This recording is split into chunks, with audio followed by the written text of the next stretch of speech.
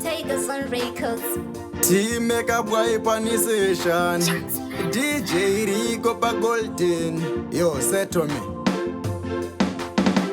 Tinozviziva kuti inzira changorwadza ndechekuti watungamira chindichengetera nzvimbo ndichatevera ndiri mukoma wako sandifuratira zorora murugare hanzvadzi yangu Angelini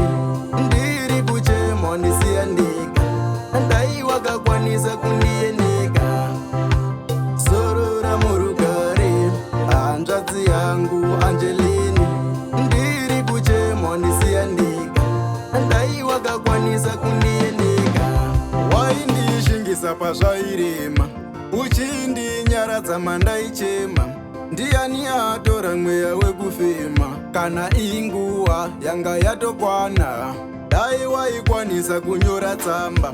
waizwa ndiudza mawakafamba inzvimbo rudziko yaugere kana ndakuuya uchandiziva here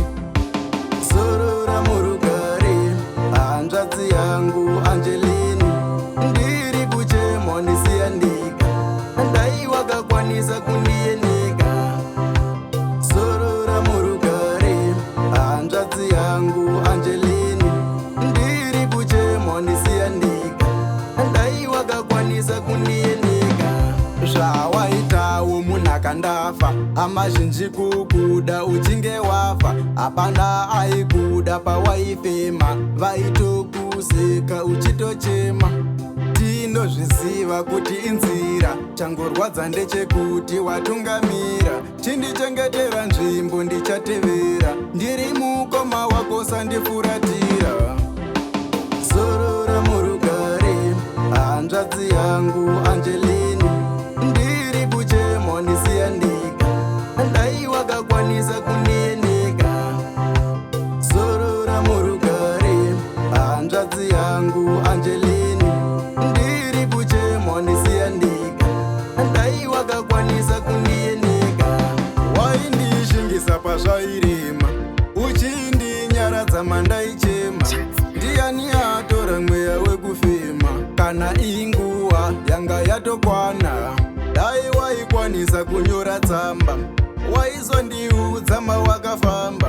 inzvimbo rudziko yaugere kana ndakuuya uchandiziva here zorora murugare hanzvadzi yangu Angelini ndiri kuchema ndisiya ndega ndaiwakakwanisa kundiyeneka zorora murugare hanzvadzi yangu Angelini ndiri kuchema ndisiya ndega ndaiwakakwanisa kundiyeneka zvawaitawo munhu akandafa amazhinji kukuda uchinge wafa hapana aikuda pawaifema vaitokuseka uchitochema tinozviziva kuti inzira changorwadza ndechekuti watungamira chindichengetera nzvimbo ndichatevera ndiri mukoma wako sandifuratira zorora murugare hanzvadzi yangu Angelini ndiri kuchema ndisiya ndega ndaiwakakwanisa kundiyeneka zorora murugare hanzvadzi yangu Angelini ndiri kuchema ndisiya ndega ndaiwakakwanisa kundiyeneka